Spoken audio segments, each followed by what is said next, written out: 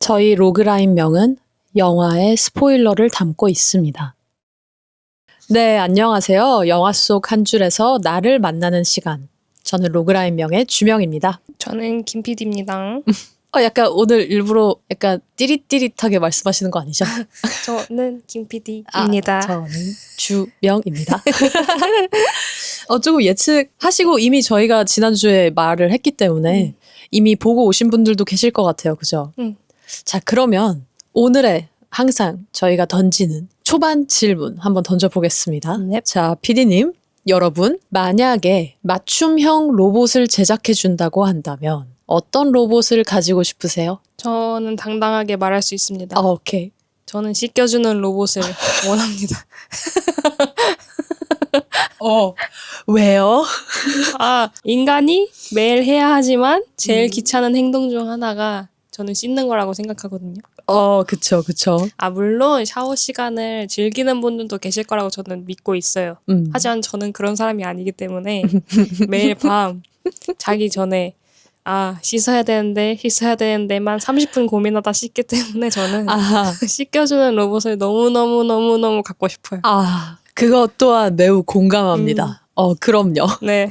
이게 특히 여자 입장에서는 화장을 좀 지우고 해야 되기 때문에 에스테틱 서비스를 해주는 로봇 그것도 어떠세요? 너무 좋을 것 같아요. 나 이렇게 누워있는데 일단 얼굴 관리부터 시작해서 그러고 그게 끝나고 난 다음에는 일으켜서 이제 이빨도 닦고 뭐 등등.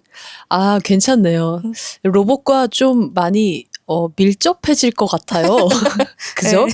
나의 모든 몸을 맡기는 것 같은 그렇죠. 느낌이 좀 드는데 네. 괜찮네요. 저는 자신 있게 말할 수 있어요. 저는 요리해주는 로봇이요. 그래도 나름 맛있는 거 먹는 거 좋아하거든요. 네. 그런데 좀 올가닉하게 약간 재료 본연의 느낌인 음식들을 많이 좋아해요. 간도 너무 많이 안 세고. 그래서 우리가 배달해서 먹을 수 있는 쉬운 음식 말고 좀 나만을 위한 한 끼 밥상. 뭔가 힘들고 피곤할 때 딱 먹으면은 뭔가 회복도 되면서 건강에 좋은 그런 밥상을 딱 차려주는. 그리고 장도 알아서 다 보고 전체 예산 관리도 다 하고 뭐 자꾸 기능이 들어가는데요. 여튼 그 정도는 집사 아닌가요? 네. 나만의 셰프 로봇을 가지고 싶어요. 여러분은 어떠세요? 이게 생각을 하다 보면 당장 우리가 정말 필요로 하는 것, 도움을 필요로 하는 것, 하지만 우리가 직접 행동으로 하기에는 좀 힘든 것들, 이거를 저희가 로봇이 해줬으면 좋겠다라고 바로 이렇게 얘기를 하잖아요. 맞아요. 이것처럼 로봇, AI라는 존재들이 우리에게 도움을 주는 것들에 대해서 우린 항상 생각을 많이 해봐야 된다고 느껴요. 그게 내가 원하는 거에 대한 생각도 좀 더 확실해지고 내가 그거를 어떻게 보완할 수 있는지도 확실해지고 근데 사실 PD님도 그렇고 저도 그렇고 사실 PD님이 더 그러실 테지만 기술 세대죠. 네, 그렇죠. 저도 자라면서 컴퓨터가 더 보급이 많이 됐고 그리고 디지털 시대로 넘어오는 걸 다 겪은 세대라 가지고 PD님은 이미 그게 더 만연한 상태에서 자라셨을 거고. 맞아요. 그죠? 네. 상상되세요? 약간 아날로그 시대에 산다는 거? 저는 일단 핸드폰이 없다는 것이 물론 핸드폰 없이 살았던 시절도 많지만 저는 정말 상상도 못해요. 심지어 편지로 저는 우리 뭐 해가 어느 나무에 걸릴 때쯤 어디 앞에서 만나자 약간 이런 로맨틱한 아날로그 시절 그런 약속 잡기 있잖아요. 유선 전화 시절. 네, 그런 거 생각하면 전 못 살 것 같아요. 너무 답답해. 저는 유선 전화 시절에는 이제 집에 있는데 핸드폰이 없었어요. 그때 뭐 삐삐 있고 핸드폰도 완전 뭐 있는 몇몇만 있는 그런 거였기 때문에 친구랑 만나기로 해서 집에서 분명 통화를 하고 그럼 우리 1시간 뒤에 여기서 만나? 하고 집 전화를 끊고 1시간 뒤에 맞춰서 나갔거든요. 네. 이 친구가 안 오는 거예요. 놀기로 미쳤네. 했으면서. 근데 당장 그 순간에 연락을 할 수가 없는 거예요. 그쵸. 그 친구도 핸드폰이 없고 나도 없고. 그래서 그 자리에서 1시간 반을 기다렸어요. 어쩌다 그렇게 된 건지 모르겠는데 제 기억에 명확히 그냥 오겠지 하면서 오매불만 기다리다 1시간 반이 흘렀어요. 그 왜 안 온 거래요? 나 그거 기억이 안 나요. 너무 억울해. 그러고 나서 집에 가서 분명 다시 전화를 뭐 한 거 같은데 뭐 큰일은 아니었던 것 같아요. 뭔가 아. 큰일이 있었으면은 기억을 했을 텐데 그냥 까먹은 정도인 것 같고 나는 1시간 반을 기다렸어. 그런 거 보면은 기술이 점점 진화 늘어가면서 참을성이 좀 없어지는 것 같기도 해요. 맞아요. 기술이 자꾸 발전하다 보니까 우리가 좀 더 편리하게 할 수 있는 걸 대체하도록 자꾸 발전시키고 이제 그러면서 이게 궁극의 형태까지 가게 되잖아요. 네. 우리 사람을 대체할 수 있는 기술. 한 사람으로서 인간으로서 좀 기분이 이상해지는 순간입니다. 살짝 무섭기도 하고. 네, 그죠. 이 고민들을 다 해보면서 자, 오늘의 영화 AI. AI가 약자예요. 무슨 약자죠? 몰라요. 오토매틱인가? 자, 저희 이러면 안 돼요. 저희 AI에 대해서 얘기를 하려 하는데 AI를 한글로 만약에 말을 한다면은 인공지능. 그렇죠. 인공지능이죠. 인공지능. 인텔리. 그쵸. 맞아요. 자. AI 이 약자는 따라해 보실까요? 네. Artificial Artificial Intelligence. Intelligence. 그렇죠. 그게 인공지능 그대로 직역한 거예요. 아. 그쵸. Artificial이 인공이고 Intelligence 지능. 오. 그래서 만들어진 지능. 그게 AI인데 오늘의 영화가 바로 AI입니다. 여러분 방금 발음 따라해 보셨죠? 네, 오늘부터 이제 AI가 무슨 약자인지는 저희 기억하기. 그럼 AI는 어쨌든 이게 들어도 그리고 포스터를 보더라도 공상과학물이에요. 공상과학물이기 때문에 이 공상과학물에서는 뭐가 제일 중요할까요? 과학, 그쵸? 사이언스. 공상과학물에서 저는 항상 영화를 볼 때 제일 중요시 여기는 게 이 세계관을 이해하는 거예요. 이 세계관이 생겨나게 된 이유, 배경, 그것들을 이제 모든 영화 감독님들이 다 초반에 딱 깔아놓거든요. 이 영화 같은 경우에도 갑자기 막 파도 치는 그림이 나오면서 맞아요. 굉장한 나레이션이 쭉 하고 나와요. 제가 사실 그 나레이션 오늘 따왔거든요. 쭉 영어로 한번 읽어드릴까요? 나레이터명. 나레이터. 근데 이 세계관에서 이제 이런저런 말들이 있는데 오늘 줄거리랑 좀 버무려서 설명을 드릴게요. 그 나레이션에서 설명하는 거는 이제 온난화가 더 심각해졌고 도시와 나라들이 물에 잠겨서 그런 먼 미래의 지구. 근데 요즘 생각하면 이게 먼 미래인가 싶기도 해요. 그렇죠. 가깝죠, 이제는. 근데 이로 인해서 점점 더 자원이 희박해지고 그리고 그 엔트로피라는 개념이죠. 그러니까 점점 더 엔트로피가 커지기 때문에 그거를 소비하지 않는 그런 로봇들이 훨씬 더 효율적이다. 라고 판단이 돼서 그 로봇들이 엄청나게 많이 개발되는 그런 시대예요.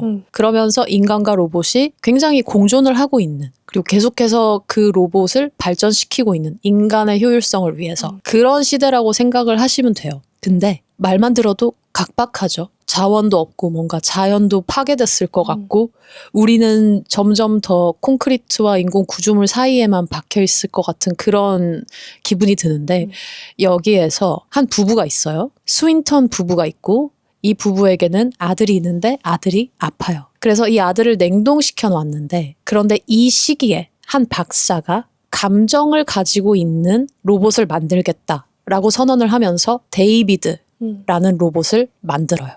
그리고 그 시 운행을 이제 이 부부의 남편이 그 회사에서 일을 하고 있었기 때문에 여기에서 한번 테스트 운행을 해보자 하면서 입양을 시키죠. 이게 로봇을 입양한다는 개념도 전 좀 특이하긴 했는데 그렇죠. 그러면서 이 모니카, 스윈턴 부부의 부인이 모니카가 인공지능인 로봇인 아이를 아들로 맞이하게 돼요. 여러분 지금 이걸 듣더라도 과연 로봇을 아이로 맞이한다고? 그게 말이 돼? 막 이런 생각을 많이 하실 텐데 실제로 맞이를 합니다. 그리고 아들처럼 대하기 시작하고 가까워지는데 갑자기 기술 발전으로 인해서 아팠던 아들인 마틴이 돌아오죠. 점점 더 나아서 돌아와요. 그러고 난 다음에 이제 로봇과 부딪히고 난 이후에 결국 부부는 로봇을 파양? 근데 사실 버리는 거예요. 왜냐하면 기계이기 때문에. 버리기로 결정을 하고 그 와중에 이제 데이비드를 실제 폐기 장소가 아닌 그냥 어느 숲에 유기를 하게 되고 이게 저도 아이라고 생각하니까 유기란 단어를 쓰네요. 이게 어려워요. 설명하기가 느낌이 이상해요. 그러고 난 다음에 데이비드는 다시 집으로 돌아가기 위한 여정을 떠나죠. 이러한 영화라고 생각하시면 되는데 이 영화가 나왔던 비슷한 시기에 바이센티니얼 맨이라는 영화도 있었어요. 제가 좀 어렸을 때 바이센티니얼 맨도 보고 AI도 봤었는데 이게 지금 와서 다시 보니까 그때는 이 영화를 그냥 재밌게만 소비를 했었는데 정말 많이 울었어요. 이 영화를 보면서. 자, 그럼 이 영화에 이러한 이야기를 가진 영화인데 이 영화의 매력점, PD님 매력점 뭐라고 생각하세요? 배우들의 연기력? 배우들의 연기력? 특히 그 데이비드 역의 그 아역 배우임에도 불구하고 정말 로봇처럼 보이는 그 완벽한 연기력. 그게 정말 매력 포인트이지 않을까. 그럼 배우들의 그 로봇 연기에 대한 포인트를 짚어내는 거에 대한 어떠한 매력점들이 있다. 네. 저도 동의해요. 그리고 플러스 좀 얹어가자면은 이 영화의 감독이 누구입니까? 스티븐 스필버그. 예스. 살짝 헷갈려서 방금 약간 확신이 없는 표정으로 대답을 했어. 스티븐이 맞나? 스티븐가? 이러면서. 이 영화의 감독은 다름 아닌 스티븐 스필버그이고 스티븐 스필버그라고 하면은 뭐 많은 영화들이 있죠. E.T.도 있고 주라기 공원도 있고 최근에 들어서 레디 플레이어 원도 있고 그리고 본인의 자전적인 어렸을 때 이야기를 그린 파벨만스라는 영화도 있어요. 저희가 정말 이 시대에 함께 하는 게 너무 영광이고 이제 이 감독님이 만드시는 세계관 그걸 통해서 힐링도 정말 많이 받고 전 세계가 사랑하는 감독님이라고 생각해요. 정말. 근데 저는 여기서 매력점을 하나 더 할게요. 스티븐 스필버그가 과연 이 영화의 원작자였을까요? 아닌가요? 아닌가? 제가 이 질문을 했으면 아닌 거겠죠. 저희 살면서 스탠리 큐브릭 감독이라는 이름을 들어봤을 거예요. 굉장한 스릴러물 그리고 굉장히 어두운 세계관, 좀 냉소적이고 그런 시선을 정말 많이 담아내시는 감독님이거든요. 작품이 이거 제목 들으시면은 다들 그래도 하실 텐데 저는 스탠리 큐브릭 감독님 작품 중에서 샤이닝을 제일 인상 깊게 봤거든요. 약간 알겠죠, 네. 이제. 그 감독님인데 이 감독님이 1999년인가 사망하셨어요. 그리고 이 영화가 2001년에 나왔어요.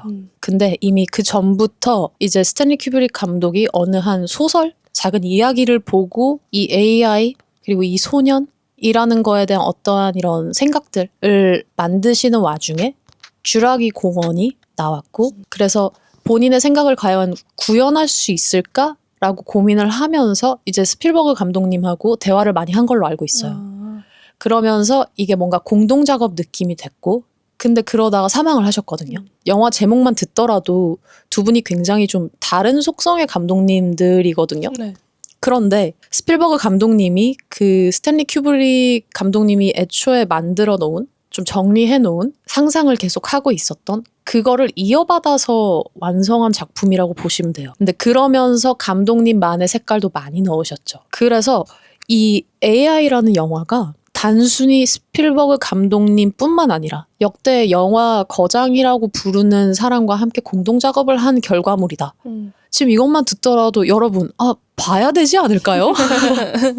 그리고 로봇 소재가 나오면은 저희가 항상 그냥 로봇이 우리를 뛰어넘을까봐 두려워하고 뭐 로봇에 있어서의 도덕적 가치관이 있는가 막 이런 공상과학물이 진짜 많은데 이 영화는 그런 게 정말 절묘하게 들어가 있고 그게 수면 위로 드러나지 않아요. 오히려 더 단순하게 가장 인간적인 모습들을 가진 로봇을 가지고 이야기를 한단 말이에요. 그래서 이게 굉장히 동화 같기도 하고 이게 너무 현실적이기도 하고 여러 가지가 섞여 있어요. 그래서 이 영화를 아직까지 안 보셨다면은 정말 꼭 보시기를 바랄게요. 근데 구조는 어쨌든 데이빗이라는 소년이 나온다고 했잖아요. 로봇이 나오고 전 그냥 소년이라고 할게요. 데이빗이라는 소년이 나와요. 그래서 이 소년이 겪는 액션 어드벤처 그리고 감성 드라마 약간 이렇게 받아들이시면 되는데 자, 스필버그 감독님이 이거를 만드셨기 때문에 비주얼라이제이션은 어쨌든 스필버그 감독님이 다 하신 거잖아요. 우리가 화면에서 봤을 때 느낄 수 있는 감정들이 정말 많아요. 분위기며 감정의 톤이며 그게 화면의 톤하고도 직결되도록 하고 PD님은 어떠셨어요? 저는 그 영화를 보면서 자꾸 엄청 몽환적이게 빨려 들어간다는 기분을 엄청 많이 받았거든요. 어떠셨어요? 저는 오히려 좀 더 객관적으로 보게 된 것 같아요. 어떤 점에 있어서요?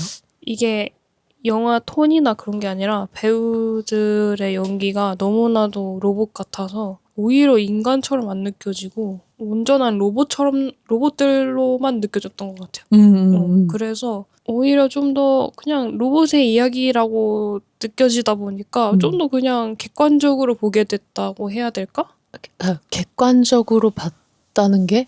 그러니까 이입이 된 게 아니라 이렇게 막 영화에 막 빨려 들어가서 막 이입을 해가지고 막 그런 감정들을 온전히 느낀 게 아니라 그냥 정말 타인의 시선? 제3자의 시선으로서 뭔가 이들의 여행기를 보는 느낌? 그러면은 AI가 정말 이렇게까지 발전하면 저런 상황이 생기겠구나. 그렇게 보신 거예요? 근데 좀 더 그러니까 감정적인 공감보다는 뭐 현실적인 문제들에 대한 직면이 조금 더 많았던 것 같아요. 근데 나 여기서 이 관찰이 너무 좋은 게요. 실제로 지금 이 영화 안의 상황이 진짜로 벌어지는 것처럼 느끼게 만들기 위해서 굉장히 많은 연구를 했다는 걸로 알고 있어요. 그러니까 이 연구가 뭐냐면은 저희가 어차피 후에 가서도 얘기를 하려고 했지만 제가 오늘 초반에 꼭 얘기를 하고 싶었던 거는 배우들이 로봇 연기를 어떻게 해내는지 그거를 조금 더 관찰해보자 였거든요. 근데 그거랑 더불어서 영화에서도 진짜 현실적이면서 아닌 요소들이 많아요. 근데 이게 CG 구현이라고 지금의 시대에서는 다 CG로 했겠지라고 생각할 수 있잖아요. 생각보다 이 영화 안에서는 CG보다 실물이 더 많아요. 그거 다 직접 만들어가지고? 네. 생각보다. 그때 기술이 지금만큼이 아니었잖아요. 그리고 지금은 저희 뭐 마블 시리즈 이런 거 비하인드만 보더라도 그리고 사실 일상 그 영화 같은 것도 보더라도 블루 스크린이 엄청 많아요. 비하인드를 보면은. 근데 이 영화에서 블루 스크린이 있는 건 진짜 큰 단락들 그리고 정말 세심한 표현이 필요한 부분들 제외하고는 다 분장이랑 실제 뒤에서 로봇들을 조종하는 손들이랑 그걸 통해서 만들어졌어요. 그럼 저희 이렇게 얘기한 김에 이렇게 이 얘기로 넘어가 볼까요? 로봇 연기 어떻게 해야 된다고 생각하세요? 뭔가 자연스러우면서 자연스럽지 않은 그 움직임? 자연스러우면서 자연스럽지 않은 움직임. 그게 뭘까요? 뭔가 어쨌든 기계 장치들이니까 모터가 돌아가다가 말다 하는 거잖아요. 되게 부드러우면서도 뭔가 어딘가 끊기는 그런 느낌들? 맞아요. 그런 움직임들을 보여야 될 것 같고 로봇이라 하면 어쨌든 감정과 뭔가 이런 게 없는 게 어쨌든 가장 큰 이미지다 보니 그런 변화가 거의 없는 그런 모습들을 보여줘야 되지 않을까요? 이게 맨 처음에 나왔던 비서 로봇을 생각하면은 제한된 감정의 범위는 확실히 있어요. 그리고 주변의 상황에도 아랑곳하지 않고 마치 무언가가 본인을 뭐라 하려고 하더라도 동요하지 않는 그러니까 모든 걸 사전적 정의로 이해하고 있는 그러한 멘탈을 지니고 있고 방금 얘기하신 움직임 같은 경우에는 관절이 포인트인 것 같아요. 맞아요. 저희가 지금 얘기를 하고 있는 이 순간에도 저희의 막 척추랑 목이랑 뭐 이런 것들이 계속해서 실시간으로 생각을 따라가면서 막 돌아가고 막 약간 흔들거리기도 하는데 PD님이 말씀하신 그 포인트, 끊기는 듯한 포인트가 이제 흔들거리지 않음인 것 같고 인간은 골반이 다 틀어져 있어요. 뜬금없는데 그 유기체의 몸이란 게 그렇잖아요. 좀 물처럼 흘러야 될 것 같고 좀 흔들거리기도 하고 좀 더 원형의 움직임을 많이 해야 되는데 여기 이 AI에 나오는 로봇들은 기본적으로 관절 제한적인 움직임들을 많이 연구했고 그리고 여기에서 중요한 게 동요하지 않는 눈, 동요하지 않는 표정 그리고 전 보면서 진짜 감탄을 했던 게 데이비드 배우도 그렇고 지걸로 조도 그렇고 얼굴을 굉장히 대칭적인 근육으로 써요. 근데 그게 지걸로 조가 더 확실하게 보여줘요. 데이비드 같은 경우에는 진짜 딱 보면 제약을 제일 많이 둔 부분이 눈이거든요. 네. 눈을 안 깜빡입니다. 맞아요. 비하인드 메이킹을 찾아보면은 그 배우가 눈을 안 깜빡이는 걸 로봇적인 요소를 위해서 집어넣었는데 매우 힘들었다라고 얘기해요. 근데 정말 건강한 각막을 가진 건지 그 친구는 전 눈 안 깜빡이고 눈 뜨고 있으면은 너무 아파가지고 그러니까. 눈물 나거나 빨개지거든요. 맞아요. 안 그렇더라고요. 맞아. 그래서 저 친구는 어떤 눈물을 쓰는 걸까? 진짜 대단하다고 느꼈어요. 정말 대단히 연구를 많이 해서 그렇게 구현을 하는 게 정말 대단하다. 저 친구는. 그리고 그 친구도 몸 움직임을 많이 안 쓰고 약간 한정적인 각도의 목 움직임만 쓰거든요. 네. 그리고 항상 로봇들이 정면을 향하고 있어요. 그러니까 사람을 이렇게 보지 않는단 말이에요. 무슨 말인지 알겠죠? 네. 이렇게 보지 않아요. 항상 뭔가 대상이 있고 마주하는 상황들에 있어서 다 오픈이 되어 있는 그 정면 움직임들. 그런 게 포인트고 아까 얘기한 대칭적인 얼굴 근육은 지걸로 조가 발음을 하면서 말을 할 때 눈도 뭐 이미 좌우 대칭이 완벽한 얼굴이긴 해요. 그분이. 그런데 입술 움직임을 우리가 발음을 하다 보면은 한쪽이 약간 더 치우쳐지거나 그럴 때가 있거든요. 네. 그게 각자 개인의 근육의 특성인데 그걸 다 없앴어요. 와. 완벽하게 한 가지에 약간 제가 뭐 한이라고 했을 때 이거가 완벽하게 다 끝까지 구현되면서 움직인단 말이에요. 그래서 멋있다. 저런 거에서 분명 사람의 말을 하고 있는 것처럼 하고 뭔가 상황에 있어서 대응도 하면서 막 뭔가 목적성을 향해 나가고 있는 사람 같은데 움직임이 제한되어 있다. 약간 그게 포인트지 않았을까? 모르겠어요. 저도 로봇 연기는 안 해봤지만 내가 만약에 찍게 된다면은 그런 부분을 좀 많이 연구하지 않았을까? 라는 생각을 했어요. 혹시 보면서 와 저거 어떻게 구현했지? 이런 장면들이 있었어요? 저는 무엇보다 물속에 빠진 데이비드가 눈도 안 깜빡거리고 가만히 이러고 있는데 저 진짜 물에 들어간 걸까? 어떻게 저렇게까지 자기의 몸을 고정시키면서 연기를 할 수 있었을까? 그게 제일 신기했던 것 같아요. 주명 피셜. 제가 비하인드 제작 영상들을 많이 봤기 때문에 그 배우가 직접 다 한 거고요. 일단 다이빙 레슨 같은 걸 다 받았고 그리고 물탱크 스튜디오에서 찍었는데 그 가라앉는 움직임 때문에 좀 힘들었대요. 근데 그 가라앉는 움직임을 위해서 이제 몸에 추를 단 거죠. 쭉 가라앉고. 그런데 그 순간의 감정들이나 눈을 깜빡이지 않는 건 그 어린 아역 친구가 다 해낸 것이다. 대단하다. 재미있는 경험이었다고 코멘트를 남기는데 저 친구 아직 어리기 때문에 저렇게 말을 하는 거다. 저 같으면 이미 너무 추웠고요.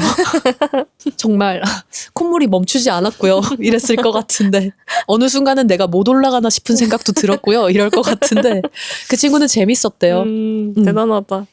영화의 어떠한 전반적인 매력점 재미있게 찾아볼 수 있는 부분들은 얘기를 했는데 이제 영화 스토리로 슬쩍 넘어가 볼게요. 데이비드가 입양이 된다고 했잖아요. 처음에 박사가 등장을 하면서 굉장히 중요한 질문들을 많이 던지고 그 다음에 스윈턴 부부가 소개되고 데이비드도 나오고 마틴이 나오고 이러는데 실제 인간들인 이 사람들은 뭐가 중요해 보였어요? 박사부터 얘기를 해볼까요? 박사는 어떤 사람인 것 같아요? 약간 궁극의 로봇을 만들어내는 게 목표인 사람? 그러니까 인간과 정말 유사한 뭔가 인간을 만들어내고 싶어하는 사람인 것 같았어요. 그쵸? 네. 이게 보면은 딱 그 기술의 입장에서 물론 이 메카라고 부르는 존재를 만들죠. 메카는 이 영화에서 로봇을 다 메카라고 지칭을 합니다. 이 메카라는 존재에 있어서 약간 기술과 도덕의 그 끝 지점까지 밀어붙이는 사람? 근데 그러면서 되게 본인이 신인 줄 아는 것 같다. 그러니까 기술에 있어서 본인이 그렇게 행동을 하고 계속 돌파를 해야 된다는 어떠한 신념에 사로잡힌 사람 같기도 했어요. 끝까지 저울질하고 실험을 한단 말이에요. 근데 이런 사람 꼭 필요하죠, 영화에. 근데 이 박사를 제가 이 박사에 대해서 얘기하고 싶었던 건 악으로 볼 것인가 선으로 볼 것인가 무엇으로 볼 수 있는가가 의문이었어요. 피디님 어떻게 생각하세요? 저는 그냥 사람처럼 보였어요.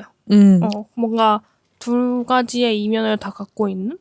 그냥 결국 자기의 목표를 이루기 위해서 그냥 노력하는 사람 정도?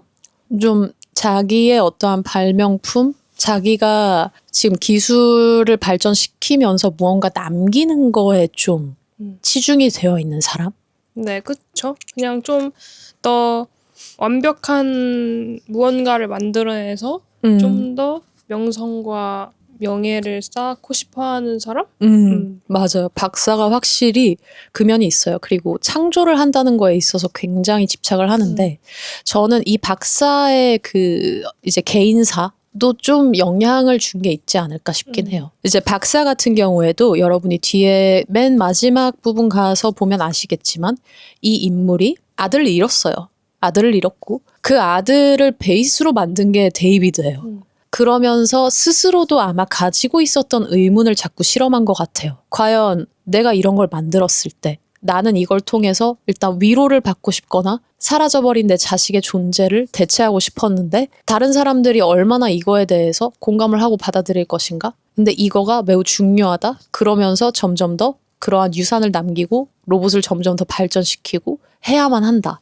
궁극적으로는 행복을 위한 것이다. 뭐 이런 로직을 가지고 좀 살고 있지 않을까 싶긴 하거든요. 그래서 감정이란 거에 대해서 집착을 많이 하죠. 초반에 나레이션이 끝나고 난 다음에 이제 박사가 딱 그러잖아요. To create an artificial being has been the dream of man since the birth of science. 인공지능을 만들어내는 게 과학의 탄생부터 이미 인간의 꿈이었다.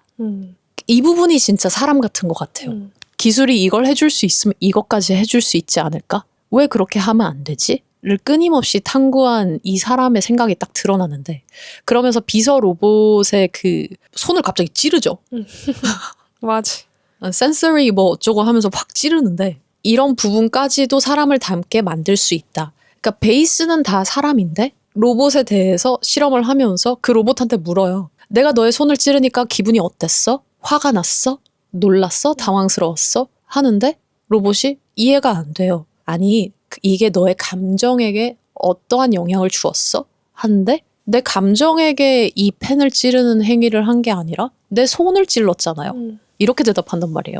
정말 다들 궁금해하는 부분일 것 같긴 해요. 인간의 감정 그리고 영혼 그런 반응을 고스란히 느끼는 기계가 있다면은 어떨까? 이게 외로움을 달래주지 않을까? 이게 편리함을 주지 않을까? 그러면서 계속 이걸 발전시켜 나가는 인물이기 때문에 처음에 봤을 때 전 굉장히 좀 이기적인 박사가 아닌가 싶었는데 네. 자신의 로직 안에서는 우리가 다들 궁금해하는 부분을 해결하려고 유일하게 노력한 사람이다.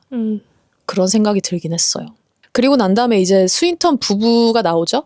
아까 말씀드렸듯이 아들은 아픈 상태이고 그래서 고민을 하고 있는데 이 각 인물들이 엄청 좀 대조적인 위치에 서 있어요. 부부인데 이제 헨리 같은 경우에는 기계를 어떻게 생각하죠? 그냥 뭐 기계는 기계로? 그렇죠. 이미 사이버트로닉스 그 회사에서 일을 하는 연구원이었기 때문에 기계는 기계라고 딱 선을 그어버려요. 그 어떠한 틈도 주지 않거든요. 근데 모니카는 어때요? 모니카도 기계는 기계라고 생각하는 것 같은데 그냥 그 데이비드가 너무 사람처럼 생겼으니까 거기서는 괴리감에 살짝 괴로워했던 것 같아요. 저 모니카가 그러니까 헨리 같은 경우에는 진짜 쌉 T고 모니카는 쌉 F인 것 같은 게 공감할 수 있는 요소가 생기자마자 모니카는 자신이 가지고 있는 최대 장점인 모성애라는 걸 데이비드한테 아낌없이 나눠주려고 하거든요. 그래서 데이비드를 마음으로 낳은 기계로 받아들여요. 그러면서 입양을 하잖아요. 그래서 모니카는 정말 사랑을 중요시 여기는데 근데 이 두 부부의 공통점이 있어요. 둘 다 가족을 중요시 여겨요. 그러니까 자기만을 중요시 여기지 않는 부부이기 때문에 데이비드라는 존재가 가서 나중에 마틴이 돌아와가지고 둘이 문제가 일어나게 되고 했을 때 가족을 결국 선택을 하거든요. 그러면 마틴은 어때요? 마틴은 뭐 그냥 애. 그죠? 네. 진짜 그냥 애인데 이게 어떤 애였냐면 마틴을 보면 되게 아닌 척하면서 엄청 똑똑하게 말하는 척 하는데 질투 많고 자기의 입지에 대한 불안감도 있고 정말 딱 그 상황이면은 사람이 느낄 만한 모든 거를 좀 집중적으로 보여줬다 할까요? 그렇게 딱 나오는 인물이에요. 그래서 혹시 그런 인물들에 대해서도 관심이 있으면은 이 부분들을 좀 눈여겨봐도 좋을 것 같아요. 그리고 사실 마틴이란 존재가 없었으면 데이비드가 이렇게까지 발전을 할 수 있었을까? 발전이란 단어가 좀 다를까요? 변화할 수 있었을까? 라는 생각도 들긴 해요. 처음에 데이비드는 사랑을 하는 로봇으로 왔는데 무조건적인 사랑. 근데 마틴 때문에 사랑을 약간 소유로 착각하는 것 같았어요. 이러한 지점들을 확확 꼬집어주기 때문에 잘 한번 집중하면서 보시면 다시 보시거나 생각해 보시면 좋을 것 같아요. 그러면은 이어서 첫 번째 장면으로 잠깐만 돌아갈게요. 자, 거기에서 박사가 발표를 했을 때 나는 이러한 아이 로봇을 만들 거다. 감정을 느끼는 로봇을 만들 거다. 했을 때 한 사람이 묻죠. 그럼 기계는 프로그래밍이 된 거니까 우리를 사랑할 수 있다 쳐요. 근데 우리가 그 사랑을 되돌려 줄 수 있나요? 라는 질문을 해요. 어떻게 생각해요? 뭔가 사랑의 의미가 조금 더 포괄적으로 된다면 가능하다고 봐요. 그러니까 이게 사실 물건을 아끼는 것도 결국 사랑해서 아끼는 거니까 그런 관점에서 본다고 하면은 로봇도 뭐 아끼면은 그것도 사랑이지 않을까?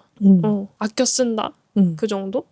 저는 이게 좀 어려웠던 게 사랑과 소유의 개념을 어떻게 해석할 것인가? 사랑을 한다는 건 뭔가 존중을 하고 소유한다는 개념하고 다른데 이게 과연 마틴이 데이비드한테 끼친 그 영향 그거랑 뭐가 다를까? 사실 이게 다 섞여 있는 건가?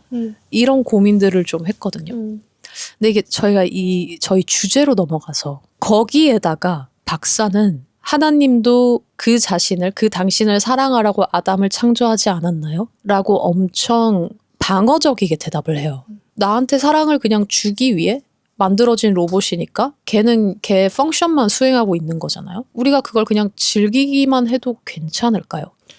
이게 조금 어렵기는 한데 저는 극단적으로 말하면 괜찮지 않나? 라는 생각도 드는 것 같아요. 어쨌든 이게 저희가 그러니까 이 로봇을 그냥 로봇으로서 기계로서만 생각한다면 사실 다 필요에 의해서 사용을 하는 거잖아요. 지금 촬영하고 있는 카메라도 우리가 촬영을 하기 위해서 쓰고 있는 거고 핸드폰도 연락이나 뭐 이런 거를 하기 위해서 쓰고 전자레인지 음식 데펴 먹으려고 쓰고 냉장고 음식 보관하려고 쓰고 약간 이런 개념으로 본다면 뭐 그 로봇도 나를 사랑하기 위해 만들어진 존재인데 그렇다면 그 목적을 이루는 걔를 그냥 놔두고 내가 원할 때 쓰면 되지 않나? 그런 의미로 박사도 얘기를 한 것 같고 그런 의미로 받아들이자면 저도 동의하는 것 같아요. 받기만 해도 된다. 그렇죠? 자, 저 이 이야기가 참 재밌어요. 자, 여기서 조금만 머리 아프게 틀어볼게요. 자, 일단 메카와 올가, 기계와 인간 이거를 구분짓는 게 뭔지 생각을 하게 되더라고요. 그걸 한 단어로 얘기한다면 공감, 유대감 형성 그게 아닐까 싶은데 기계가 나를 사랑해줘. 심지어 내가 좋아하는 게 뭔지도 알고 나에게 필요한 말들도 해주고 내가 슬플 때 다독여주고 내가 기쁠 때 함께 해줘요. 이랬을 때 뭔가 공감대, 추억이 같이 형성이 되어버리잖아요. 이러니까 우리가 지금 감정이 이게 어려운 거예요. 이게 섞여가지고. 근데 여전히 이 존재는 영혼을 가지지 않은 존재라고 정의할 수밖에 없고 저 사랑이 진짜인가? 라고 말하기도 너무 어려워요. 시키는 대로 하고 있으니까. 이 부분에 있어서 좀 생각을 해봤을 때 저는 지금 제가 말한 거는 이 영화 한정해서 나를 사랑해주는 로봇이 있다였지만 일상생활에서 쓰는 기계도 관리를 해줘야 되잖아요. 관심을 줘야 기계가 오래가요. 감가상각비죠. 뜬금없이. 막 이런저런 생각들 했어요. 만약에 누가 나한테 어떠한 기계를 사줬는데 나는 그 기계랑 추억을 형성하면서 그 기계를 사준 사람에 대한 감정이 깊기 때문에 이 기계를 아껴줄 수 있을까? 아니면 이 기계 자체에 대한 애정이 생길 수 있을까? 근데 그러면서 또 생각이 넘어간 게 요즘 챗 GPT가 상담을 그렇게 잘해준다면서요. 뭐 상담이 그냥 무조건적인 공감? 공감이기도 한데 나를 이해를 한대요. 그러니까 나의 특성들을 이해를 해서 나한테 필요한 말들을 해주기 시작한대요. 저도 그렇게까지는 안 써봤는데 그러면서 나는 요즘 GPT랑 대화하는 게 제일 재밌어 이러는 친구들도 있거든요. 뭐가 그렇게 재밌나 들어보니까 재미있을 수밖에 없더라고요. 뭔가 이 팍팍한 일상에 즐거움을 가져다주고 행복을 가져다주고 그러니까 그냥 어느 순간 나 이제 GPT 필요 없어 라고 말을 할 수 없는 상황이 되어버리는 거예요. 아까 PD님 말씀하신 거에도 전자레인지가 갑자기 사라지면 어때요? 불편하겠죠? 그죠? 근데 그 불편한 게 감정으로 밀려온다라고 생각하면요. 그러면 사실 화가 더 나지 않을까요? 화가 나. 근데 그럼 다시 전자레인지가 갖고 싶지 않을까요? 그쵸? 하나 사겠죠?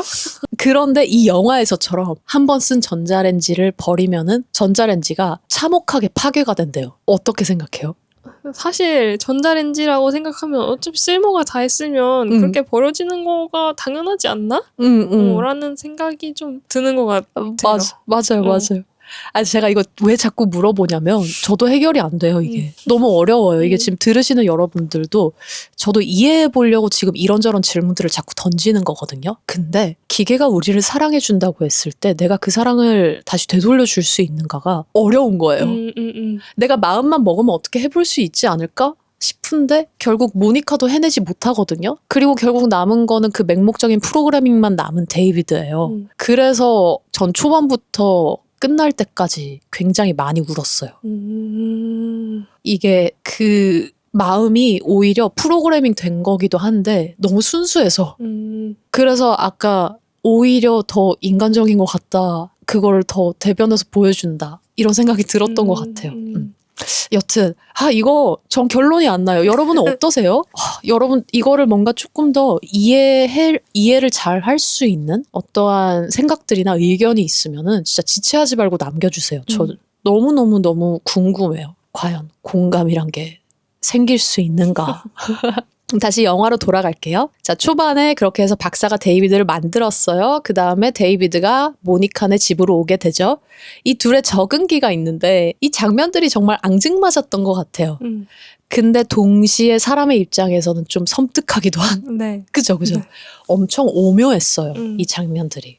데이비드가 처음에는 좀 반복적이게 관심을 엄청 갈구하거든요. 근데 그게 처음에는 얘가 프로그래밍 된 거니까 저렇게 행동하도록 명령어가 있나 보다 하는데 그게 점점 더 진짜 11살의 남자아이가 부모의 관심을 요하는 모습이랑 다르지 않았어요. 엄마 졸졸졸 따라다니고 엄마 뭐해? 엄마 이건 이렇게 해? 하면서 데이비드가 점점 마치 부모의 모습을 따라하고 싶어하는 아이의 모습을 그대로 구현을 하거든요. 이러면서 이제 모니카도 마음으로 받아들이게 되고 하면서 가까워지잖아요. 근데 여기에서 좀 재밌었던 부분이 있어요? 저는 근데 이게 너무 그냥 데이비드가 로봇이라는 생각이 너무 강한 게 자리 잡혀서 저는 솔직히 귀엽게 보여지기보다는 너무 불쾌한 골짜기처럼 느껴졌어요. 이게 너무 인간인 척하는 로봇인 것 같은 느낌이 들어서 특히 저는 제일 무서웠던 게 데이비드 아버지가 엄마한테 찾아와가지고 엄마도 죽어요? 약간 이렇게 물어보고 엄마 죽지 마세요 제발 하면서 막 다리에 막 이렇게 기대는데 그게 전 너무 무서운 거예요. 왜 무서웠어요?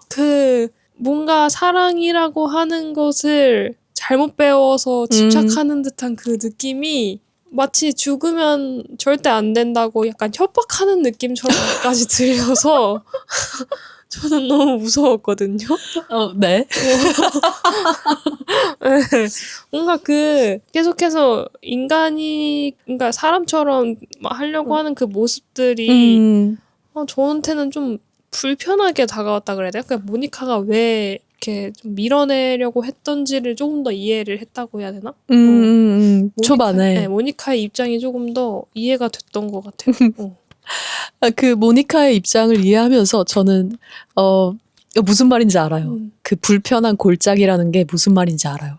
전 그걸 보면서 저게 과연 저 나이대의 아이랑 다른 모습인가 싶기도 했어요. 왜냐면 엄마 죽어요? 엄마 죽지 마요. 그거를 저는 어릴 때 좀 시전을 했었어서 그래서 좀 공감을 했나 봐요. 그럴 수도 있잖아요.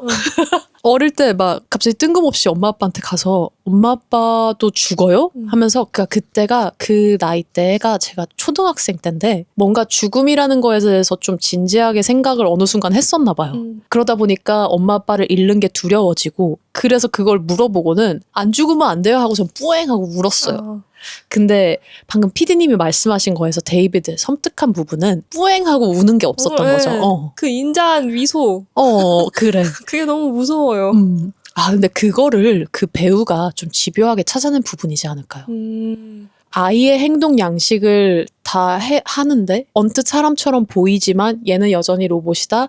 그래서 모니카가 아직 받아들이기에는 힘들다라는 그 괴리감을 표현하기 위해서 어떠한 선택들을 한 게 아닌가 싶기도 해요. 오히려 그냥 진짜 완벽하게 녹아드는 연기를 했으면은 가령 밥만 같이 못 먹고 제가 방금 말한 뿌앵 같은 상황이나 그런 거를 정말 사람처럼 그냥 연기를 해버리고 어느 순간 그 시금치 같은 거 먹고 얼굴이 녹아내리는 순간에만 괴리감을 확 느끼게 했으면 어땠을까 싶기도 해요. 그러면 또 다르게 느껴지긴 할 텐데.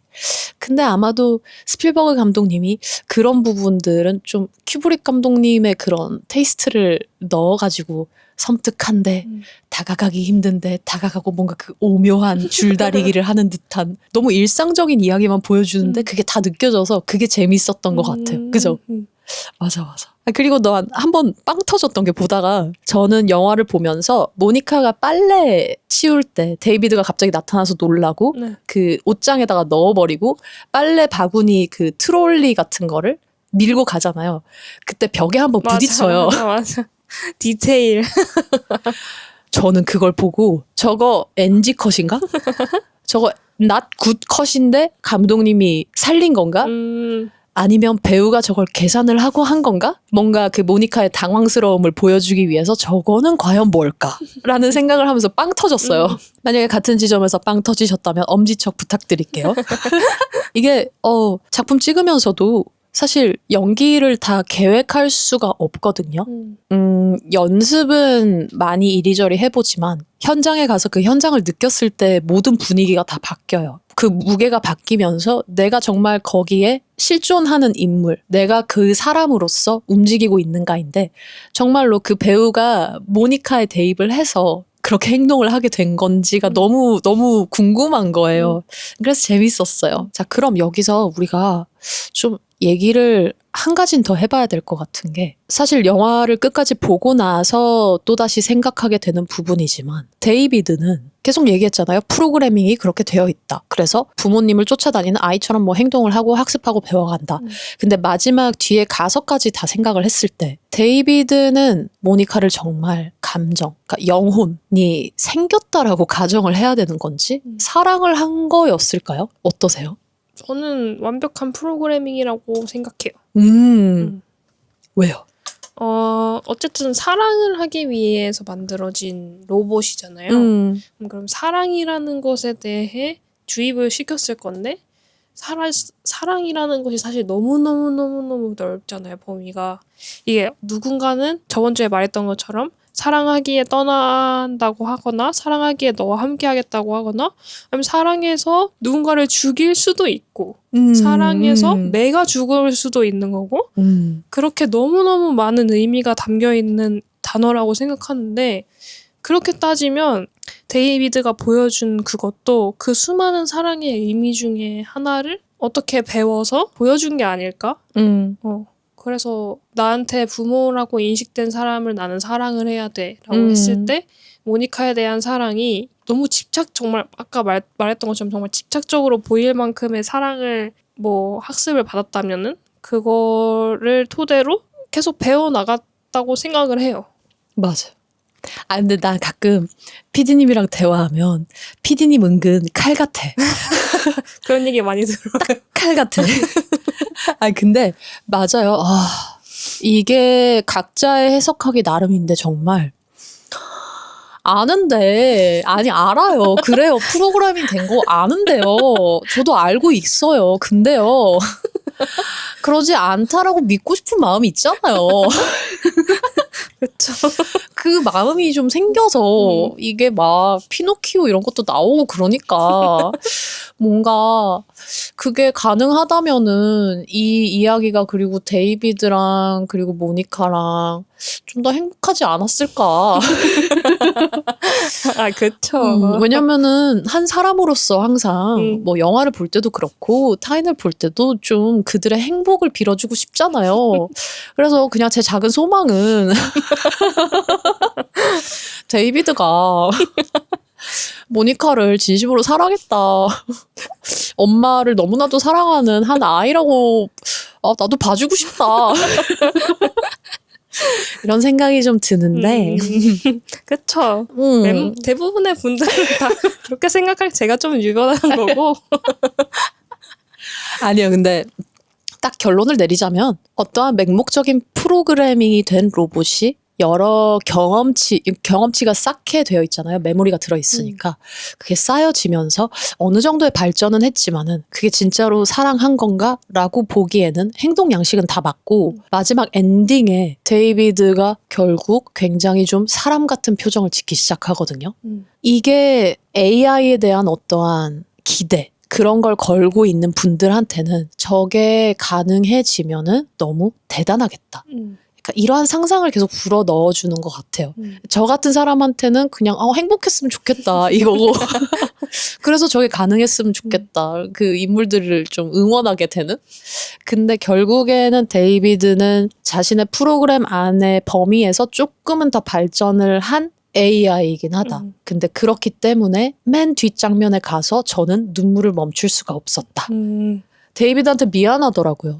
이게 아이의 모습을 한 로봇이다 보니까 자꾸 가책이 느껴지더라고요. 어른들의 욕심에 만들어져서 그냥 프로그래밍 된 대로 계속 실행을 하면 좋은데 로봇들의 목적성은 그거잖아요. 그 목적성이 계속 충족될 수 있도록 하면은 저 로봇도 행복이란 감정의 실마리 같은 거를 조금이나마 느낄 수 있지 않을까? 이런 생각이 드는데 그게 불가능하니까 너무 슬프더라고요. 피노키오가 정말 소년이 되고 싶었다는 그 마음? 그것도 뭔지 알 것 같고. 피노키오 그냥 거짓말하면 코 늘어나는 애라고만 생각하지 않으셨으면 좋겠어요. 너무나도 감성적이고 불쌍한 아이예요. 네, 피노키오 다시 읽어봐야겠다. 이제 장면으로 돌아가서 이렇게 해서 모니카랑 적응을 하게 되고 그리고 모니카도 받아들이는데 이제 마틴이 나타나죠. 마틴이 나타나면서 마틴이 자꾸 데이비드를 밀어내려고 해요. 그리고 데이비드를 형제로 받아들이기에는 좀 어려움이 있죠. 그쵸. 그 나이의 친구한텐 당연히 기계처럼 대하기 시작하고 근데 그러다가 결국 좀 위험한 상황이 발생해 버려요. 네. 바로 마틴의 생일 파티 사건입니다. 이 생일 파티 직전에 무슨 일이 있었냐면요. 마틴이 데이비드를 부추겨요. 엄마가 너를 더 사랑할 수 있는 방법을 알려줄게 하면서 엄마의 머리카락 일부를 너가 가지고 있으면 돼. 그럼 엄마가 너를 더 사랑할 거야. 라는 이상한 무슨 잔혹 동화에서 본 이야기인지 마틴도 참 걔는 TV를 그만 봐야 돼. 걔는 무슨 이야기를 들은 건지 그런 이야기를 만들어내가지고는 데이비드를 부추기고 결국 데이비드가 가위를 들고 엄마의 머리카락을 자르려다가 엄마가 눈을 떠서 움직이면서 엄마가 다치죠. 조금 다치죠. 그러면서 이제 헨리랑 모니카랑 대화를 막 해요. 마틴 생일 파티 준비를 하면서 이때 헨리가 좀 중요한 말을 해요. 사랑을 하도록 디자인이 됐으면 미워하는 법도 알 거다. 그래서 극단적인 상황에서 로봇이 어떻게 할지 모른다. 헨리 입장에선 가족의 평화, 안정을 유지하는 게 목적이었고 그걸 유지하기 위해서 데이비드를 데려온 거기도 해요. 모니카가 마틴이 아팠을 때 너무 힘들어하니까. 근데 이제 그게 위해를 가하는 요소가 되니까 데이비드를 또 가차없이 딴 취급하죠. 데이비드를 그라고 부르지 않고 이시라고 부르잖아요. 심지어. 나쁜 아빠. 이 극단적인 상황에서 결국 일이 일어나요. 데이비드는 나는 이 장면이 마음이 아팠던 게 자, 순서가 데이비드가 수영장에 있고 마틴은 풀에서 들어가서 놀지 못하는데 마틴의 뭐 동네 애들인지가 나와가지고 야, 너 신기한 로봇이다 하고 막 괴롭히죠. 너 뭐 있어? 뭐 이러고 너 이런 건 알아? 몰라? 하고는 그리고는 그 극단적인 상황, 위협을 가하는 상황까지 가게 돼요. 근데 난 그 마틴 친구 중에 칼 들었던 애 걔가 너무 얄미웠어. 자, 너무 이성적인 사람인 것처럼 얘기하잖아요. 어떻게 저렇게 얄궂지 하면서 자, 내가 이거를 할 건데 너를 다치게 하는 건 아니야. 거짓말. 맞아. 정말 너무 이중적인 사람의 모습을 제대로 보여준 것 같은 그 아이. 그러면서 데이비드를 찌르면서 데이비드는 당시에 자기가 가족이고 자기를 지켜줄 수 있다고 생각한 마틴의 뒤에 숨는데 그러다가 수영장으로 끌려 들어가게 되고 마틴과 데이비드가 가라앉으면서 마틴은 점점 호흡이 가빠지면서 문제가 생기죠. 그러고 나서 결국 이 가족에게 더 이상 데이비드는 안전한 존재가 아니다 라는 판단을 받아버려요. 그리고 모니카가 그래서 폐기를 하러 데리고 가잖아요. PD님 같은 경우엔 그 순간 모니카였다면 근데 괜한 질문 같나? PD님은 버리셨을 거죠? PD님은 모니카처럼 숲에 데려다 놓는 것도 아니고 그냥 바로 사이버트로닉스에 폐기하라고 데려갔을 거죠? 절 그렇게 잔인하게 생각하지 말아주세요. 근데 어땠을 것 같아요? 만약에 그 순간 내가 모니카였다면? 근데 그랬을 것 같긴 하거든요. 이거 재밌네. PD님 그럼 저는 어땠을 것 같아요? 그래도 어떻게 타일러서 이렇게 좀 그러지 마. 앞으로 그러지 않았으면 좋겠어. 엄마 말 잘 들어야지. 좋은 아들이지. 뭐 이렇게 얘기하지 않으셨어요? 좀 타일러 보려고. 맞아요. 저는 대화를 좀 해보려고 했을 것 같아요. 마틴하고도 대화를 했을 것 같은 게 저는 아들한테 그런 부분을 좀 이해를 하고 네가 아팠던 거는 맞지만은 이러한 상황이 되었고 나는 둘 다 사랑할 거고 그리고 너는 성장을 하겠지만 쟤는 저 아이의 상태에서 머물 것이다. 동생이 생겼다고 생각을 하고 너는 이제 너의 삶에 대해서 더 생각하는 게 좋아 라고 얘기했겠죠. 저는 약간 그런 식이었을 것 같아 나는.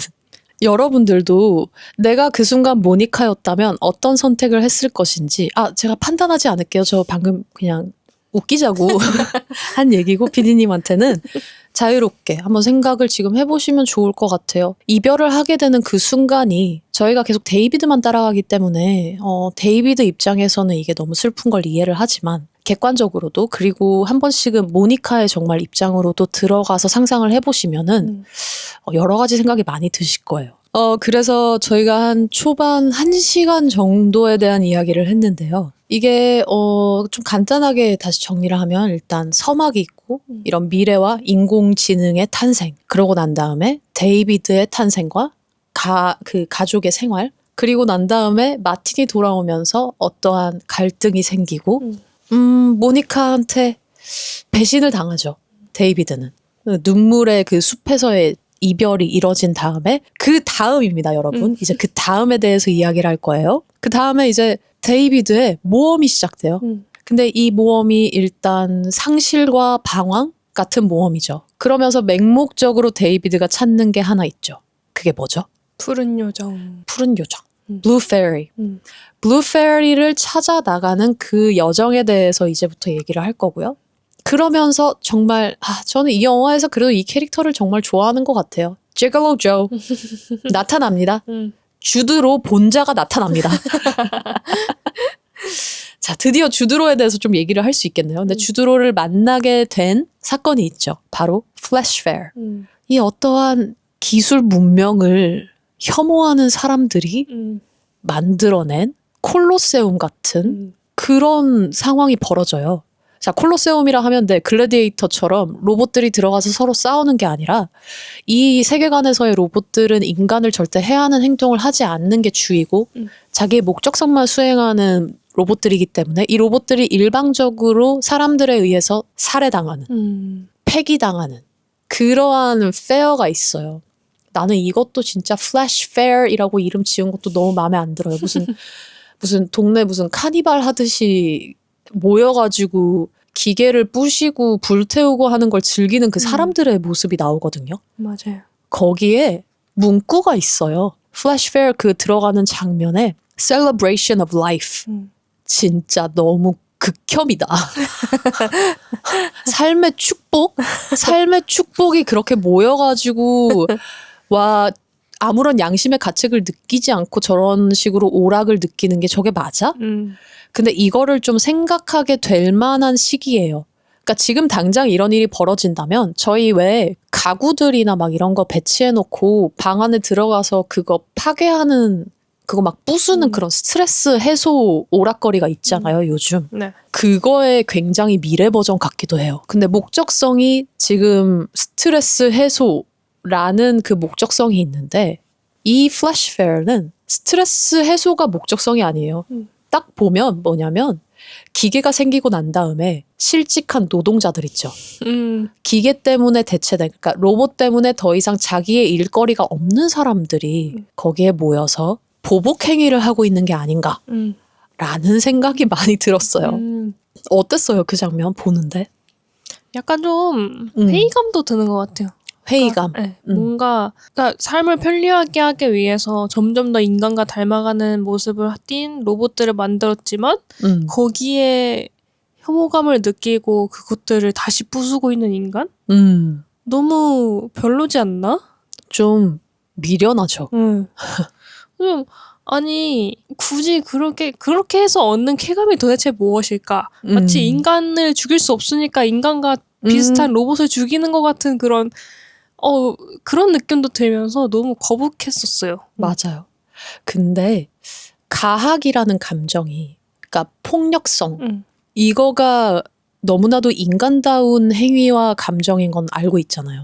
그거의 정수를 보여줬던 게 글래디에이터 같은 영화이고 그게 결국엔 미래에도 반복된다라는 부분이 좀 실망스러웠던 것 같아요. 결국 우리가 그 이상을 발전하지 못할 수도 있겠구나. 몇천 년이 흘러도 우리는 저런 행동을 하겠구나 해서 회의감이 맞아요. 진짜 그랬던 것 같아요. 그리고 좀 극혐이었어. 그리고 거기에 껴있는 데이비드 너무 불쌍하고 맞아. 지갈로 조 같은 경우에도 사람이 다른 사람을 죽이고 난 다음에 그것 때문에 도망가면서 그 플래시 페어에 잡히게 되잖아요. 이게 딱 그 얘기를 하잖아요. They made too many of us, too fast, too quick. 근데 로봇들이 훨씬 더 똑똑하다고. 불필요한 행위들을 오히려 하지 않는 게 로봇들이었던 거죠. 근데 이 장면에서 저 또 약간 영화 비하인드 보고 약간 공유해주고 싶은 게 그 장면의 어디까지가 실물이었을까요? 아, 약간 로봇 얼굴들, 로봇 장치들 빼고는 다 실물이지 않았을까요? 로봇 장치라고 하면 어떤 거요? 뭐 약간 유모는 여기 얼굴만 사람 얼굴이고 여긴 다 기계였잖아요. 그런 거는 CG지 않았을까? 그리고 막 로봇들 장치들 또 약간 사람과 약간 결합되어 있는 부분들은 다 CG지 않았을까? 라는 생각? 맞아요. 근데 진짜 그런 약간 세심한 디테일 말고는 다 실제였어요. 어디까지 실제였냐면 여러분들도 그 장면을 보시면 한 로봇이 대포에 들어가고요. 대포로 쏴져서 돌아가는 선풍기, 대형 선풍기에 빨려 들어가면서 해체되면서 파괴가 되거든요. 그거 찐이에요. 그거 찐이래요. 헐. 그래서 일단 그게 해체가 되면서 막 파편들이 튀니까 그 안전 범위도 다 확보해야 됐고 뭐 소방 요원들도 다 있고 한 상태에서 그 대포와 그리고 도착 지점까지 와이어로 연결을 해놓고 더미를 넣고 불을 붙여서 쐈대요. 그 선풍기 안으로. 진짜 미친 사람 같아. 미친 사람 같아요. 그죠. 근데 그것도 리얼로 한 거고 거기에 모여있는 사람들 다 리얼이고 그리고 말씀하신 것처럼 정말 디테일들 막 전선이 보이는 듯한 이런 피부 안에 골조가 다 드러나는 부분은 그 파란색 매핑하는 블루 스크린 이런 거를 써가지고 거기만 하고 나머지 표정은 다 진짜. 그러니까 눈빛이 저는 그게 중요한 것 같아요. 눈빛과 그런 부분을 다 살려놨다는 거. 그거는 인간의 요소를 이용하고 이제 기계적인 요소랑 융합을 해서 그 인물들을 만들어낸 게 참 대단하다.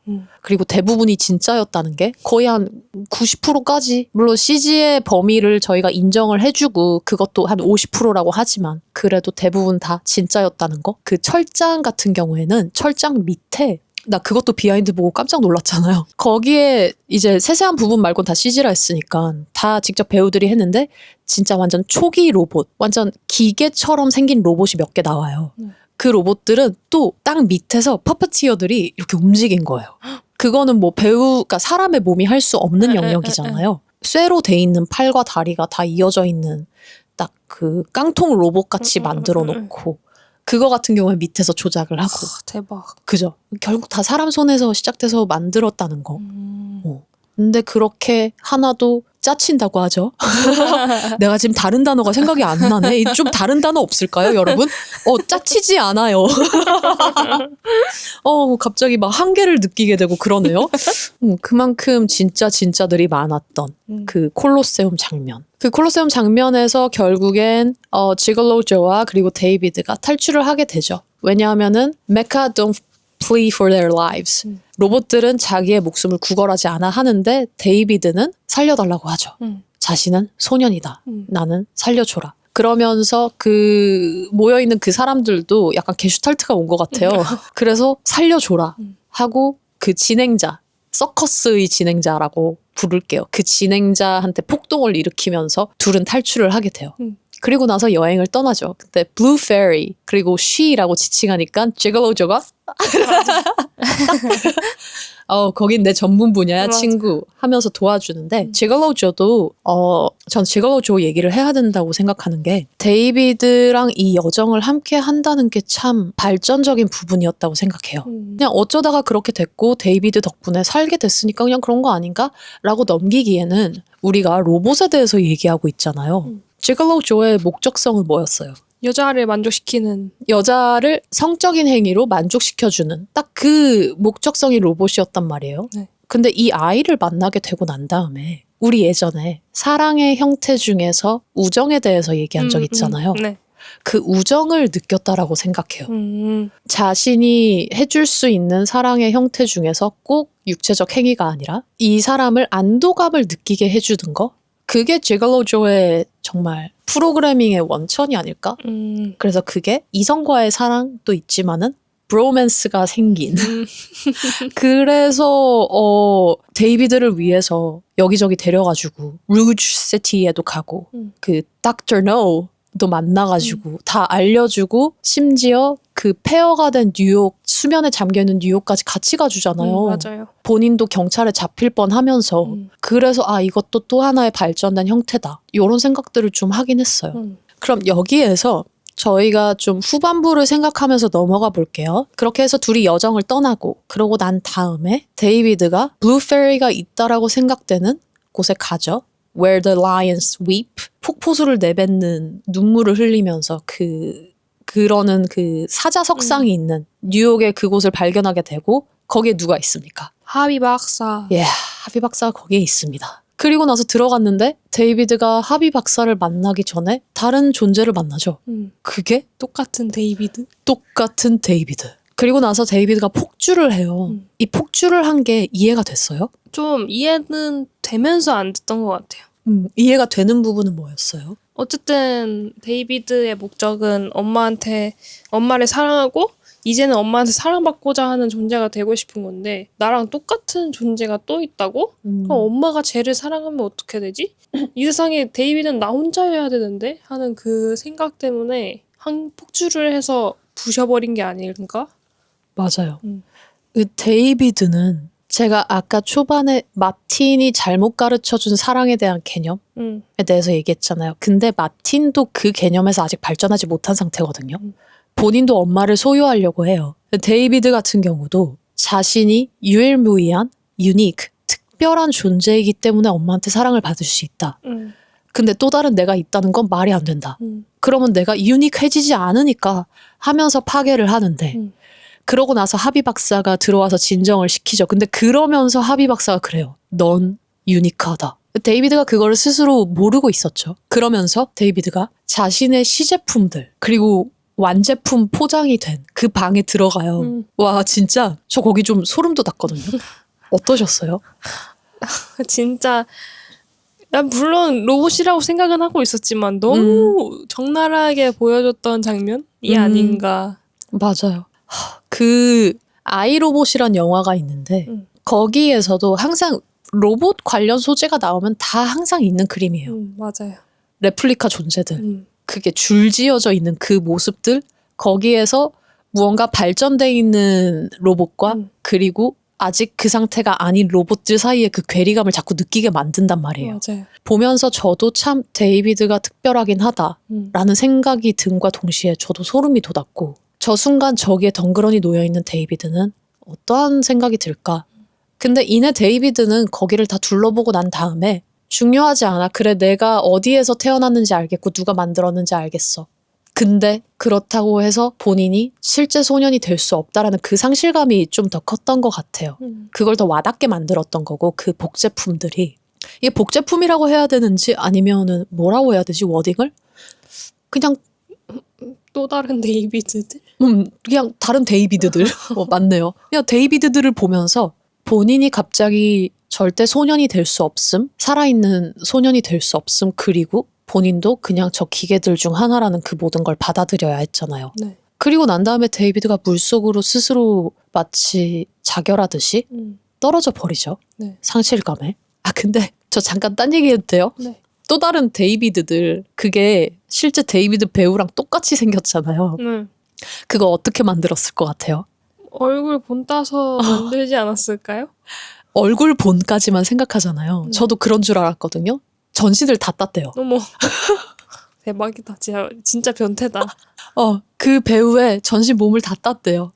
진짜 변태. 체형이고 뭐고 하나도 흐트러지지 않도록 그렇게 만든 거예요. 야 정말 대단하다. 그리고 동시에 그 본 뜨는 게 오래 걸리는 작업이에요. 그렇죠. 빠르게 그냥 슉슉 되는 게 아니라서 저 배우도 정말 대단하다. 그래서 연기하는 배우도 엄청나게 데이비드의 마음에 공감이 됐을 것 같아요. 약간 그런 거잖아요. 내가 사진을 찍어놨는데 내가 한 적이 없는 활동들에 내가 들어가 있는 사진 보는 거. 약간 그런 그 정도의 괴리감과 이질감이 나랑 똑같은 얼굴을 하고 있는데 마구마구 느껴질 것 같은 느낌? 그래서 그 배우도 그 순간만큼 엄청 공감하면서 연기했을 것 같아요. 내가 봐도 막 그렇다고 막 가서 내 얼굴에 감탄하고 있을 거 아니잖아. 그렇죠. 우와 신기하다 이러면서 이상하잖아. 이거는 보시는 모든 분들도 공감이 되지 않았을까. 정말 나의 모습이 100개 정도 복제가 돼가지고 나랑 똑같은 애들이 여기저기 매달려 있는 그걸 보는 게 좀 소름 돋지 않았을까 싶어요. 그러고 난 다음에 결국 데이비드가 가라앉죠. 가라앉은 다음에 폐해 속에서 물 속에서 무언가를 봐요. 그게 푸른 요정이었어요. 그 푸른 요정이 저희 왜 약간 테마파크?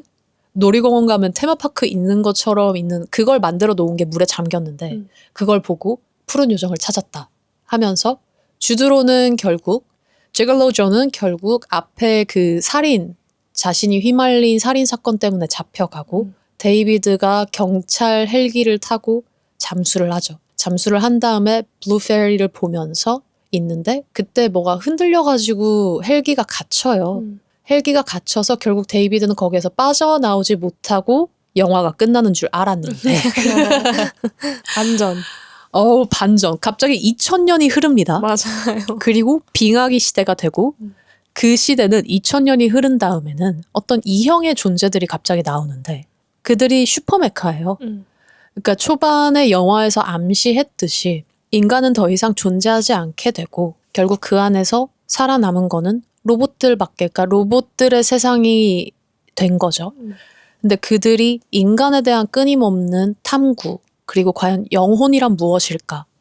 이거가 로봇들도 계속 생각을 하게 되는 부분인가 봐요. 그러면서 데이비드를 발굴해내요. 발굴해내고 데이비드의 기억들을 탐색하면서 데이비드가 행복해졌으면 한다 하면서 제안을 하죠. 모니카를 다시 불러줄게. 근데 지금 딱 한 번만 불러줄 수 있고 그 모니카의 실물이 있어야 돼 하는데 앞에 잘랐던 굉장한 떡밥, 머리카락을 테디가 가지고 있었고 맞아. 정말 도움이 많이 되는 우리의 애늙은이 고민형. 그래서 결국 모니카와의 하루를 보내는데 성공을 해요.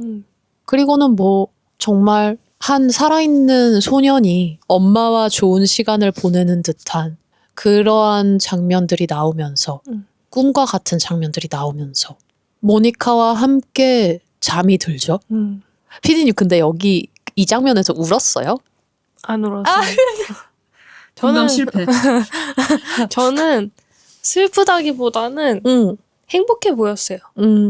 따뜻했다. 결론은 자기가 원했던 것들을 이루고 이뤘기 때문에 그렇게라도 돼서 다행이다 라는 느낌이었었던 것 같아요.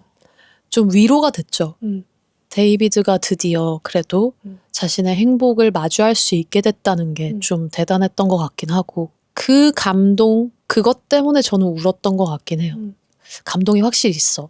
이 감동 지점이 정말 스필버그 감독님이 잘하시는 이 동화 같은 이야기, 뭐 주라기 공원 같은 것도 그렇고 E.T. 같은 것도 그렇고, 정말 동화 같은 이야기, 우리가 상상만 하는 이야기를 실물로 이렇게 가져와서 거기에서 가장 현실 같은 감정을 느끼게 해주고 감동을 하게 만드는, 이런 게 많이 있었던. 그래서 저는 좀 처음 여러 번 봤으니까 근데 좀 울었어요. 많이. 좀 부었었어요. 많이. 너무 행복해 보여. 어떡해, 감동적이야 하면서 울었어요.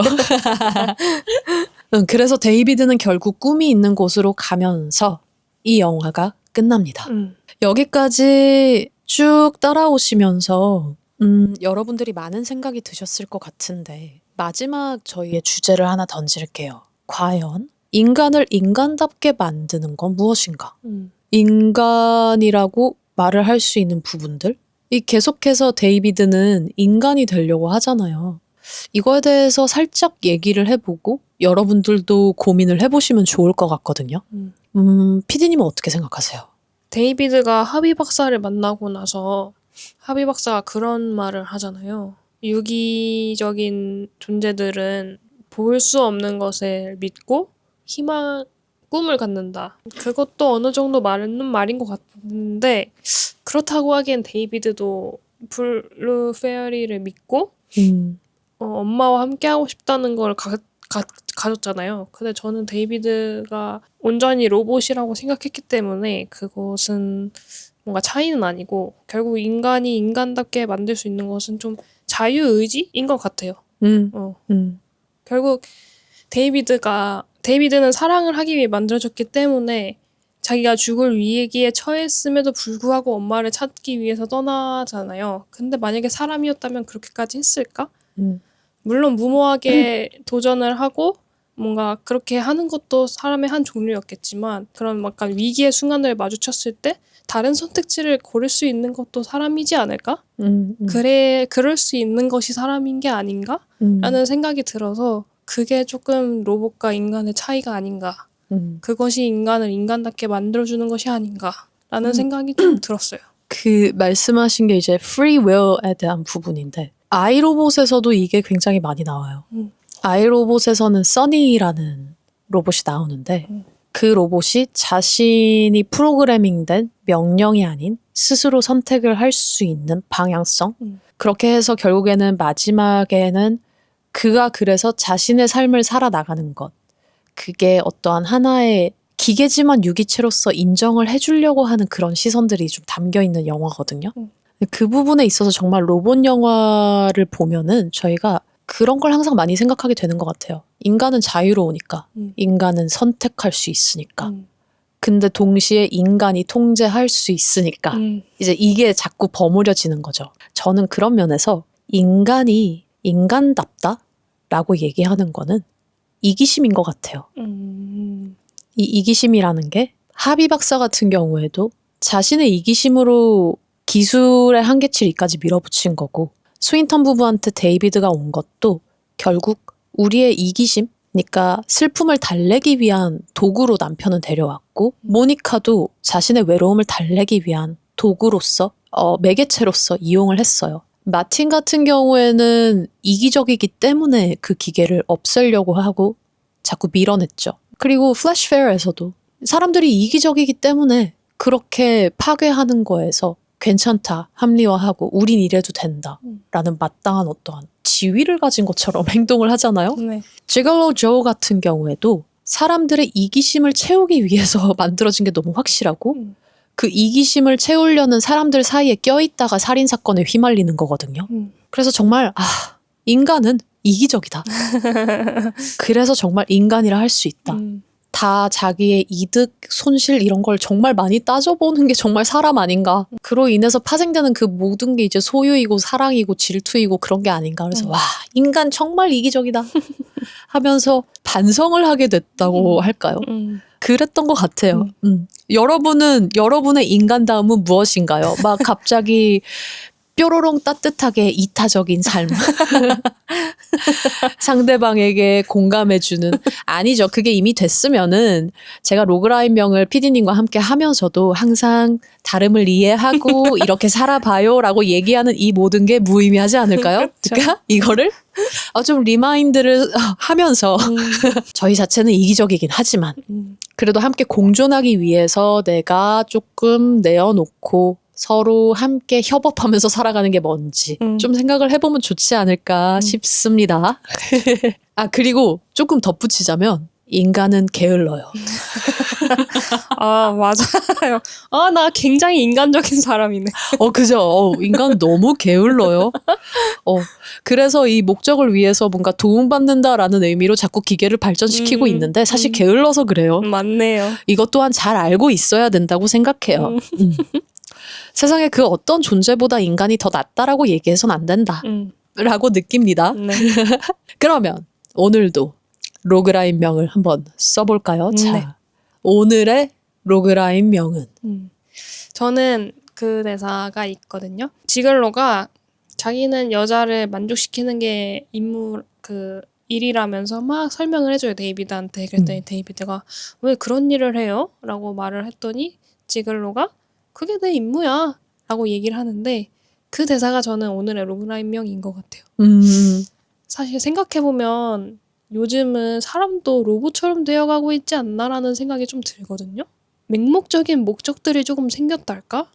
돈을 많이 벌기 위해서, 조금 더 행복한 삶을 살기 위해서, 뭔가 더 나은 삶을 살기 위해서, 좀 더 유명해지고 싶어서, 좀 더 부자가 되고 싶어서 그런 맹목적인 목적들을 위해서 좀 달려가고 있다는 생각이 들거든요. 그 나이를 또 먹어가면서 사회생활을 하다 보면 그게 조금 더 짙어지는 느낌이 들어서 마치 그게 내 삶의 목적이자 인생의 종착지인 것처럼 생각을 하는 것 같은데 안 그래도 된다고 얘기를 하고 싶은 것 같아요. 그게 임무까지는 아니고 그냥 내가 조금 더 잘 살기 위해서 내가 그냥 노력하려고 하는 것이지 굳이 그거에 매달려서 막 힘들어하기보다는 그냥 잠깐 우리는 로봇이 아니니까 잠깐 내려놓고 그냥 힘들면 힘들다고 얘기해도 되고 잠시 쉬어가도 되고 다른 길로 가도 되니까 그렇게 생각 안 했으면 좋겠다라는 거를 역설적으로 표현하기 위해 선정한 것 같아요. 피디님 굉장히 안 객관적이게 봤네. 아이 진짜 이 사람이 이제 와가지고 이렇게 포장. 포장을 정말 매우 공감을 했던 거잖아요. 네. 맞아요. 그 로봇들이 목적성이 있는 게 그런 식으로 살아가는 사람들의 모습을 꼬집은 것도 있어요. 그게 확실하게 있고 에이. 휴, 다행이다. 좋아. 공감대 형성. 찌릿.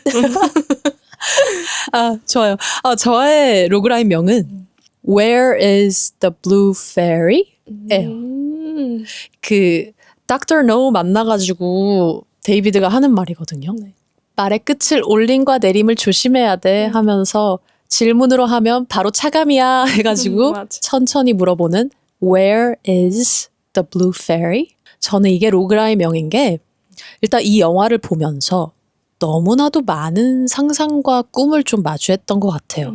이 스토리 자체도 있지만은 이걸 만든 사람들에 대한 생각도 하면서 와 정말 영화라는 게 그리고 우리가 가진 상상력 우리가 가진 꿈, 아까 하비 박사가 얘기했던 인간은 존재하지 않는 것에 대한 그런 희망과 선망이 있다.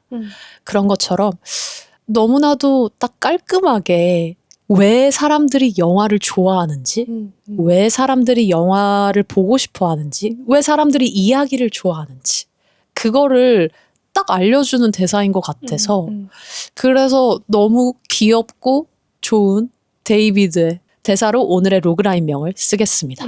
여러분의 로그라인 명은 무엇인지 알려주세요. 네. 자, 그러면 저희가 오늘 이제 아까 뭐라고요? AI가? 인텔리전스. artificial.